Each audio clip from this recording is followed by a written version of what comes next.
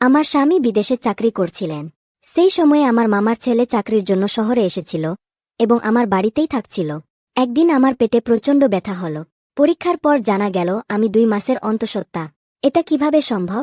আমি আর আমার ভাই, আমরা দুজনেই শুধু বাড়িতে ছিলাম। তখন মনে পড়ল, আমার ভাই প্রতিদিন রাতে দুধের সঙ্গে ঘুমের ঔষধ মিশিয়ে আমাকে খাওয়াত, আর আমি গভীর ঘুমে ডুবে যেতাম। সেই সময়ে সে আমার সাথে। বন্ধুরা, আজকের এই গল্পে আপনাদের স্বাগত। আমি অনন্যা, বিবাহিত। বিয়ের পর স্বামীর সঙ্গে শহরে থাকতাম। কিছু মাস পর আমার মামার ছেলে চাকরির জন্য শহরে এলো। আমি তাকে আমার বাড়িতে রাখলাম, কারণ আমি একা ছিলাম। স্বামী বিদেশে ছিলেন। স্বামীর অনুমতিতেও কোনো আপত্তি ছিল না। আমার মামার ছেলে আমার খুব যত্ন নিত। বাজার থেকে কিছু আনার প্রয়োজন হলে সে এনে দিত। একদিন আমি অসুস্থ হয়ে পড়লাম। সে বলল, তুমি এখন বিশ্রাম নাও।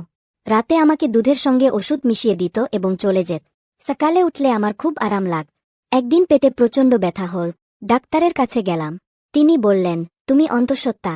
শুনে আমি স্তম্ভিত হলাম। ডাক্তারের দিকে তাকিয়েছিলাম। মনে হচ্ছিল যেন আকাশ ভেঙে পড়ল। এটা কিভাবে সম্ভব? আমি বিশ্বাস করতে পারছিলাম না। ডাক্তারকে বললাম, আপনার ভুল হয়েছে। আমি শুধু পেট ব্যথার কথা বলেছি। ডাক্তার হেসে বললেন, তুমি গত 5 বছর ধরে এই সমস্যা নিয়ে আমার কাছে আসছ। এখন ঈশ্বর তোমাকে সুখবর দিয়েছেন। বিশ্বাস করো। রিপোর্ট দেখে আমি আরেকটা ধাক্কা খেলাম। এমন ভয়াবহ মোট জীবনে আসবে ভাবিনি। শুনে মাথা ঘুরতে লাগল। বিয়ে হয়েছে 6 বছর। স্বামীর বিদেশে চাকরি। বছরে 1 মাসের জন্য দেশে আসতেন। তখন আশা করতাম এবার সন্তান হবে, কিন্তু প্রতিবারই হতাশা। এবার স্বামী বিদেশে, তাই ডাক্তারের কিছু বলিনি। রিপোর্ট তুলে নিয়ে ভারী মনে বাইরে এলাম। মাথা কাজ করছিল না। কিভাবে সম্ভব? আমি আর মামার ছেলে শুধু বাড়িতে ছিলাম। বাড়ির দিকে 1 কিলোমিটার দূরত্বে ক্লিনিক। কিন্তু মনে হচ্ছিল কাঁধে ভারী বোঝা। বাড়িতে এসে দরজা দেখে থেমে গেলাম। মনে হচ্ছিল নিজের অচেতন দেহ ক্লিনিক থেকে টেনে এনেছি। গলা শুকিয়ে গিয়েছিল। শ্বাস নিতে কষ্ট হচ্ছিল। দরজার ঘণ্টি বাজালাম। মামার ছেলে দরজা খুল। আমি ভিতরে এলাম। সে হাসল। আজ এত দেরি হলো কেন? খাবারের জন্য অপেক্ষা করেছি। খিদে সহ্য না হওয়ায় খেয়ে ফেলেছি। সে ভালো কথা বলত না। কয়েক মাস ধরে আমার সাথে থাকছিল। স্বামী কোনো আপত্তি করেননি, বরং মামার ছেলের জন্য স্বামী নিশ্চিন্ত ছিলেন। দিদি, কোথায় হারিয়ে গেলে? তার কথায় আমার মন ফিরল। বললাম, আমার খিদে নেই, মাথা ব্যথা করছে, আমি ঘরে যাচ্ছি। রিপোর্ট রাখলাম। বিছানায় বসে মন হারিয়ে গেল। মামার ছেলে ভালো ছেলে, এভাবে ভাবতে পারিনি। আমরা ছোটবেলা থেকে একে অপরকে চিনি। স্বামীর প্রতি কোনো সন্দেহ ছিল না, না মামার ছেলের চরিত্রে। কিন্তু রিপোর্টে সব সন্দেহ তার দিকে। আমি আর মামার ছেলে ছাড়া বাড়িতে আর কেউ ছিল না। মাথা ধরে বসে মনে পড়ল, কয়েকদিন ধরে সে আমাকে দুধের সাথে ওষুধ দিচ্ছিল। এরপর গভীর ঘুমে ডুবে যেতাম। সকালে সতেজ লাগত। সে কি আমাকে ঘুমের ওষুধ দিচ্ছিল? রাতে যখন আমি গভীর ঘুমে, তখন কি কিছু করছিল? সম্পর্ক এত বিকৃত হয়ে গেছে যে কামনার সামনে কিছু দেখা যায় না। সে কি এই কাজ করেছে? এটা ভেবে চোখে জল এলো। আমি তার বোন, কিভাবে এমন ভাবতে পারে?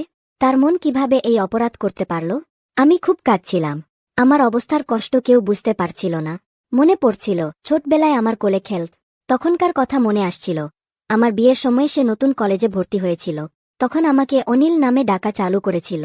বলত, তুই পরীর মতো সুন্দর। তোর হবু স্বামী কালো, লম্বা, রাগী। তোর সাথে মিলবে না। তোর সাথে আমার মতো বুদ্ধিমান, ফর্সা লোকই মানাবে। সবসময় আমাকে অনিলও বলে জ্বালাত। আমি তাকে শুধু তাকিয়ে দেখতাম। আমাদের সম্পর্ক ভালো ছিল। সে এখানে আসার পর রাত জেগে কথা বলত। এখনও আমাকে জ্বালাত। মনে হতো স্বামী বিদেশে অন্য কাউকে বিয়ে করেছে, তাই ফিরতে চায় না।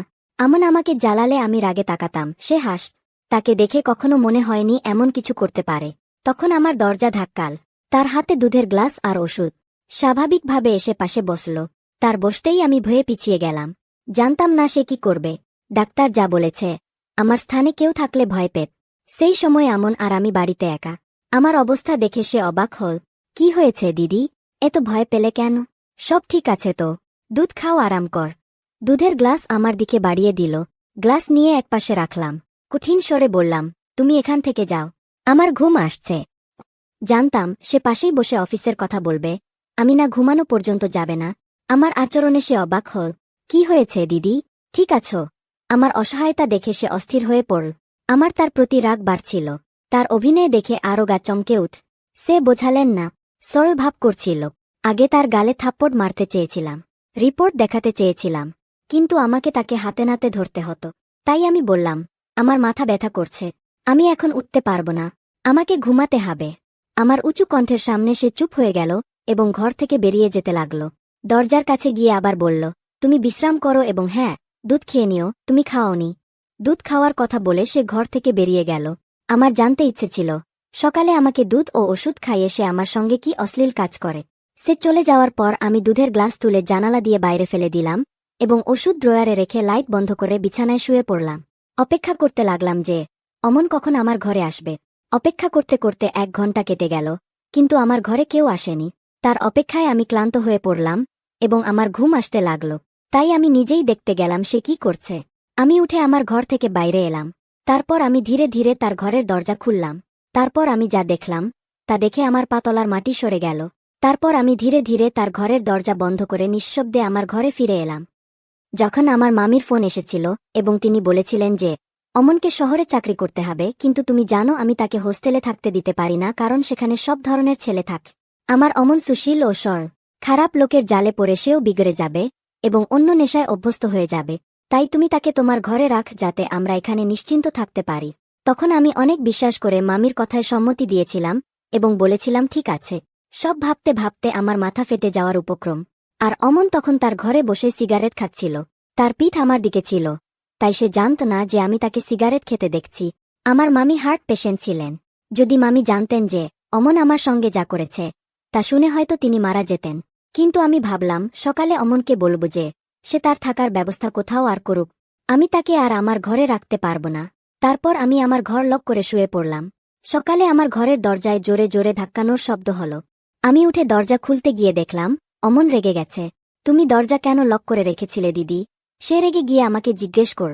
আমার সঙ্গে এভাবে কথা বলার অধিকার তার ছিল না। হয়তো সে এভাবে রেগে যাচ্ছিল কারণ আমি তার পথ আটকে দিয়েছিলাম। হয়তো তার ইচ্ছা পূর্ণ হয়নি, তাই সে আমার সঙ্গে এমন কথা বলছিল। আমি বললাম, তুই কে আমার সঙ্গে এই কথা বলার? আমার রাগ দেখে সে শান্ত হয়ে গেল। পরে বলল, দিদি তোমার রাতে ভালো লাগছিল না, আমি তোমার চিন্তা করছিলাম। আমি অনেকক্ষণ ধরে দরজা ধাক্কাচ্ছি।